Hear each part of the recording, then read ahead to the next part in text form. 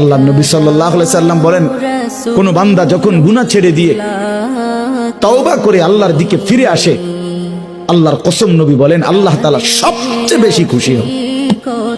আশাদ্দু ফারাহান, আল্লাহ তাআলা সবচেয়ে বেশি খুশি হয় কখন?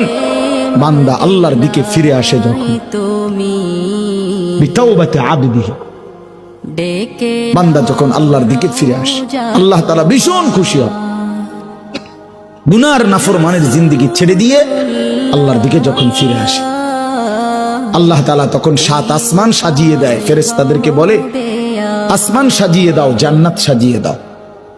ফেরেশতারা 7 আসমান জান্নাত সাজাইয়া ফেরেশতারা জিজ্ঞেস করে, মাওলা আসমান কেন সাজাইলেন, জান্নাত কেন সাজাইলেন?